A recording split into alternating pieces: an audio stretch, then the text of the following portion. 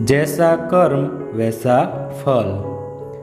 एक छोटे से गांव में एक लड़का रहता था। वो लड़का बहुत ज़्यादा गरीब परिवार से था।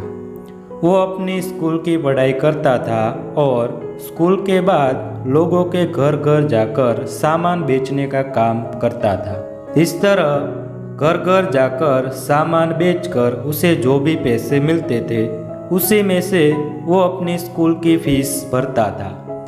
ये लड़का हर रोज़ की तरह एक दिन स्कूल के बाद दोपहर को सामान बेचने के लिए निकला था। उसे बहुत ज़ोर से भूख लगी थी। उसने तय किया कि मैं अब जो भी घर पे जाऊंगा और सामान बेचूंगा उस घर से पैसे नहीं, खाना मांग लूंगा।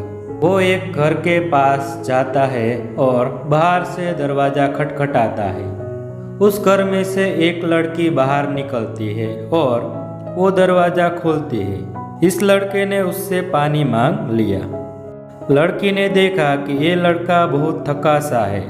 वो लड़की अंदर जाती है और सोचती है कि ये लड़का बेचारा ना जाने कब से इधर उधर सामान बेचता होगा, शायद उसे भूख लगी होगी। लड़की ये सब सोच रही थी और वो उसके लिए पानी की जगह पर दूध का गिलास लेकर उसे देती है। लड़का बहुत भूखा था, इसलिए वो दूध पी लेता है और बहुत खुश हो जाता है। उसे लगता है कि इस दुनिया में अभी भी इंसानियत जिंदा है। लड़का भगवान का धन्यवाद मानता है। वो अब लड़की से पूछता है कि आपको मैं कितने पैसे दूँ इस दूध के। लड़की ने कहा, मुझे आपसे कोई पैसे नहीं लेने हैं। मेरी माँ मुझे हमेशा ऐसा कहती है कि हमें दूसरों की मदद करनी चाहिए। लड़के ने कहा, आपको कुछ लेना है इस सामान में से? लड़की ने कहा कि आप कुछ मत दीजिए, मुझे कुछ नहीं लेना है। लड़के ने जाते हुए कहा कि मैं आपका दिल से धन्यवाद करना चाहता हूँ क्योंकि आपने मेरी मदद की। इतना बोलते हुए वो लड़का वहाँ से चला जाता है। कुछ समय के बाद उस लड़के ने अपनी स्कूल और कॉलेज की पढ़ाई पूरी कर ली और वो एक अच्छा डॉक्टर बन गया। ये लड़का अब एक शहर में अच्छे हॉस्पिटल में डॉक्टर था। एक दिन ऐसा आया कि ये लड़की बहुत बीमार हो गई। लड़की को उसके घर वाले उसी हॉस्पिटल में ले जाते हैं जिस हॉस्पिटल में ये लड़का डॉक्टर था। उस लड़के के पास ये लड़की का केस आता है। लड़का लड़की का एड्रेस देखता है तो उसे पता चलता है कि ये तो वहीं का एड्रेस है जहाँ पर मैं अपनी स्कूल के समय सामान बेचने जाता था।